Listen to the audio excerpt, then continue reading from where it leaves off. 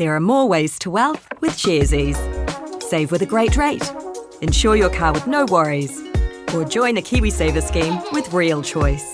It's your wealth, your way. Do more with Sharesies. Didn't grow up around wealth. I always feel a little bit whakama around it all because, I'm like, can scare me at times. There's some rooms that I get into sometimes and I go, what did you just say? We were talking about money and she was like, you buy a lot of Uber Eats. I was like, we went through and it was like 13 grand one year. That's crazy, man. 13 grand. The idea of investing, it isn't about exclusivity. It's about whānau wealth. It's about building wealth for the everyday people.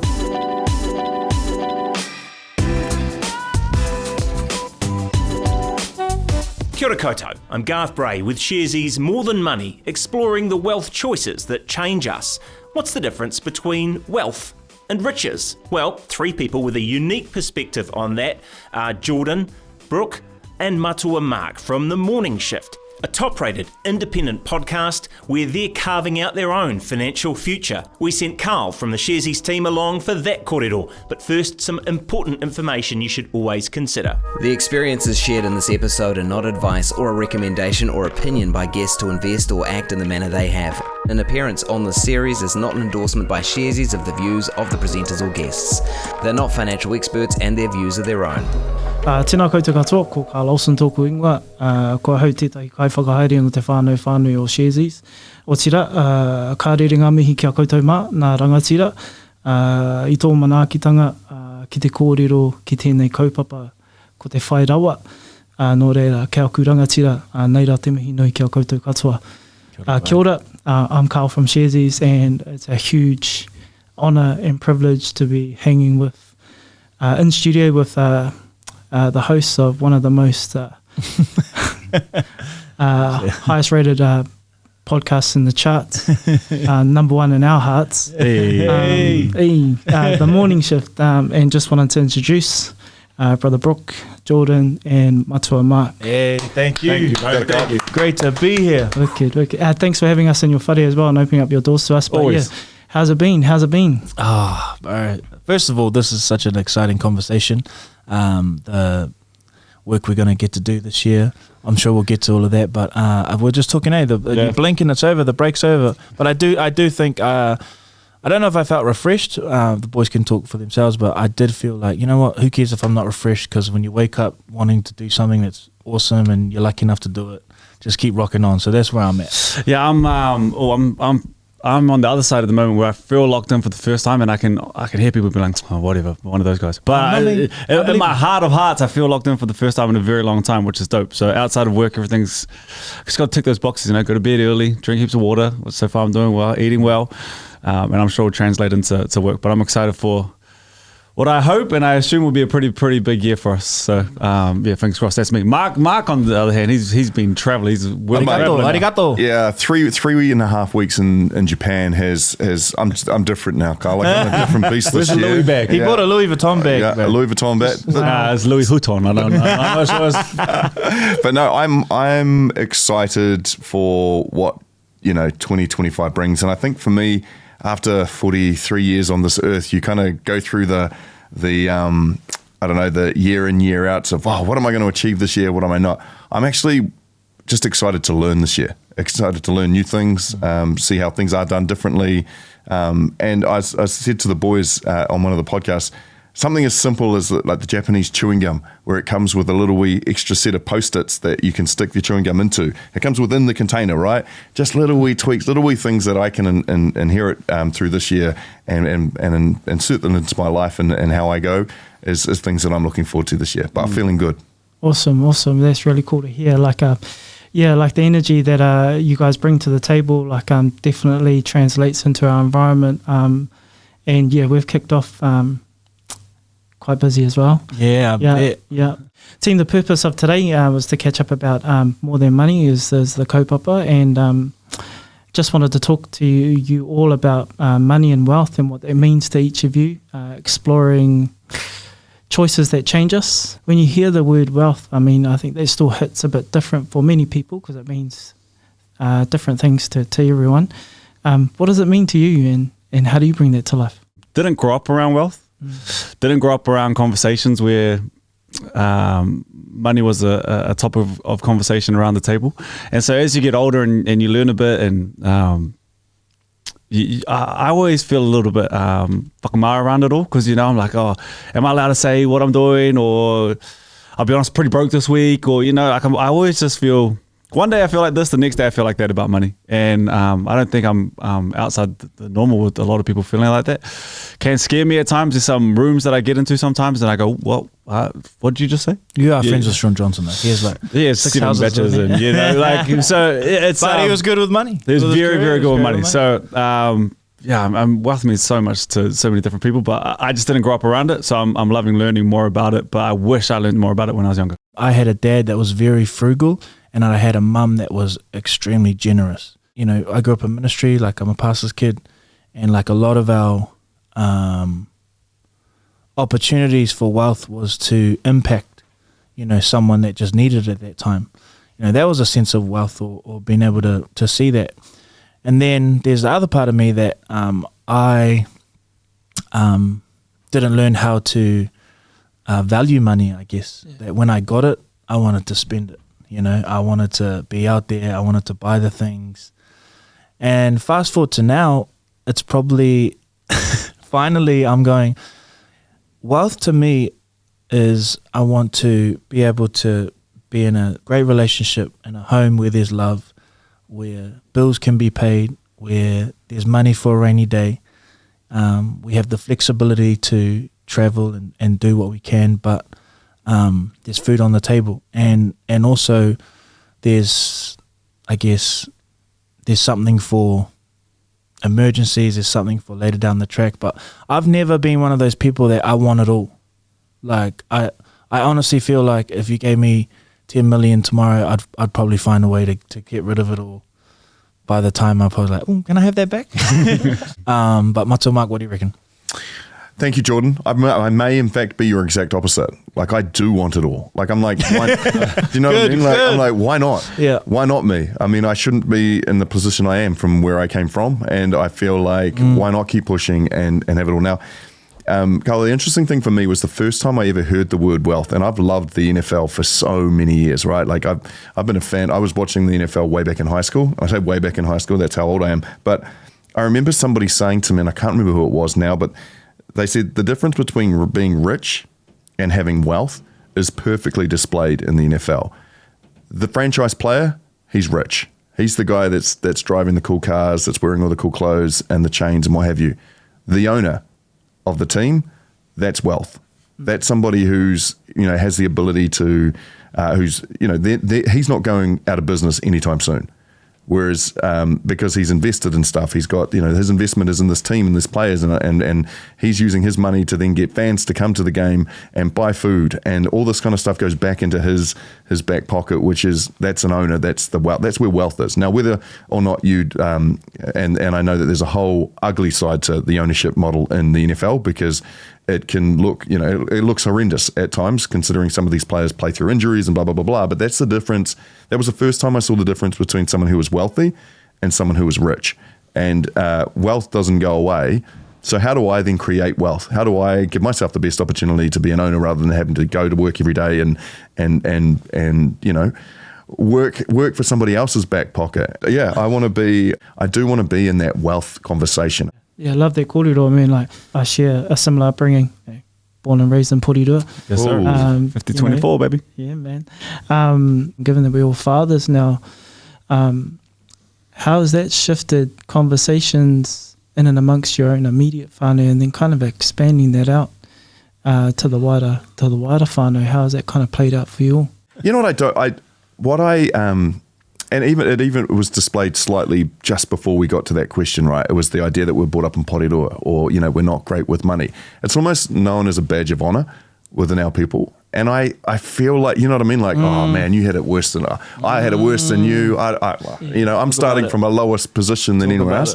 We do use how hard our upbringing was as a badge of honor, and almost an excuse as to why we can't, or why we shouldn't be, or we aren't at these heights. And that's just an observation from me. Now, My kids don't get that. They are super privileged. Like they're in a beautiful home. They have their parents with them. They have people who are open to talking about money. Like how do you embrace like not starting from the absolute lower level is something that I've always thought about, because it's been for my journey with money and savings and investment, it's been self-taught, it's been self-learned. I'm so passionate about making sure that they respect how hard it is to get money before you just go splash it out. I always feel like I get nervous with these type of questions. I always feel like I got to say the right thing. And honestly, I think with the answer for this, my son's only 3. I don't know. Like I'm still learning. I want him to have everything that I didn't have, but then I had everything. You know, like I want him to understand both sides, but this kid has a slide in his bedroom. It's built in, like he's got a, like this is like a playground slide in his bedroom that he wakes up and. Must be nice. But you know, I think so. He has these things, but then at the same time, as he gets older, I just want him to understand the value of money, learn about money. But one thing that I do know I will do is I'll put him in sport. Yeah. I don't know if that's necessarily the recipe, but I know a lot of people who grew up with heaps of money that didn't play sport, and I just look at them like, you guys are douchebags, some of you guys. But the ones that did play sport, I don't know what it is about them, but I'm not saying it's a blanket rule, but I can talk to them better. I can have easier conversations with them now that they're older and kind of when we're growing up as well. So yeah, my honest answer on it is I don't know, and I'm learning on the fly. He goes to the supermarket with no shoes on though. I keep him humble where I can. I got him. Yeah, I think for me, like my life has really changed over the last 2.5 years, like since being with my partner. I remember the first time we were talking about money and she was like, how much you buy a lot of Uber Eats? I was like, we went through and it was like 13 grand one year. Like it was just, that's crazy, man. 13 grand. It was ridiculous. Like I was shocking, bro. I was terrible. So now I'll often send her most of the paycheck, because until I can get better and learn, she's the best steward of money in our relationship. As it comes to my kids, I feel like growing up, I just want them to know that they can create any world that they choose to. My dad was big on life is all about choices, and it was just the most boring one-liner. Like just like I was like, yes, I know, bro, I know life. And now as I'm an adult and I find myself, we got another one on the way. So congrats. I'm stoked about. Thank you. I want them to know, you know, when it comes to money, you can generate any world you want to be in. You have access to the most information, and it really comes down to the decisions you make. Yeah. You know, and I think that's for me, like for my kids, also not to disrespect money, but not to over respect it. Like people that have money and people that have a lot, there's more to people, there's more to your life, but I want them to have healthy relationships with it. I want them to understand. I actually want to take the emotion out of money in their lives, and I want them to see the numbers, and I want them to know what compounding interest is, and I want them to be able to see the long game. I think that's like a huge problem with, and I don't like blanketing like our people, because what does that even mean? But I do know for a lot of our people, we're so short-sighted, and that's for a varying different amount of reasons that are solid and that are important, but. For me, I want to take the emotion out of money for them. Yeah. I don't want them to feel like I'm on my last dollar, or I have to have this while I have it now. I'm like, nah, automate it, have your systems, build it over time, and just listen to mum. she's gonna take us to the promised land. Nice. Hey, shifting it up a bit. Proud Day One shifter. And Brook, you referenced scary going out on your own and creating the morning shift. That would have been a big financial decision as well, not only for you individually, but you as a collective. We coined a term like when we made our first rev up for the Warriors actually, and it was like, this is spiritual, you know what I mean? Like, and as I've reflected on that, like, whatever your belief system is as you're listening to this, my personal belief is that I really think God's been a part of our path.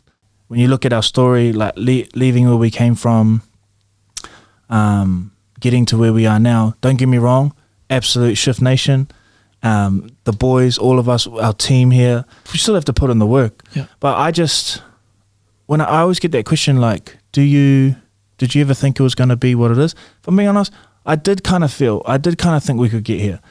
And, you know, there's some mamai back there. the real story is like there's heaps of pain from where we came from, but the other side to that is that it had to happen. It had to happen like that. What we're doing now kind of feels like all roads have led to this, and to be able to do it as brothers, as friends, like real friends, you know, like we really in each other's lives like that, is just a huge blessing. I remember a moment in my lounge when we were sitting in there and we were at Jordan's pool, like just took the oxygen out of the room by saying, look, if we take this journey with an open heart and a good heart, you know, we do this with good intention, we can't go wrong. And I would hope nobody's had that same conversation and failed. And I just want to say, like, we are an entertaining platform, but like if you're listening to this, we don't say it enough, but we've had to bite down on our mouth guard this whole journey and swing at it constantly and work our asses off and be frustrated and be hurt. And we definitely do a good job at just like, let's push. But I'm just a firm believer of like, if our heart's in the right place and we have good intentions, like who cares what doesn't go through and what doesn't. Like until we get we literally have no money, like we turn the mics off. I just always believe something good's gonna come. And so, you know, when this relationship came across the table, it was actually something that I actually thought back, this is what we were trying to do in our old industry. We were always trying to have aspirational messaging. We were always trying to think about how can we actually help people? How can we have you know, these types of conversations that can actually propel people forward if they choose that's what they want, if they want to lock in. So this is the Sharesies and Morning Shift. What we got going on here, it's a real proud moment for us, Mark and Brook. And I think there's a real collective feeling at the moment of like, you know what, I've done the short-term thing. I want to see something better for myself in the next 5 to 10 years. I want to build, I want to lock in, I want to get my environment right.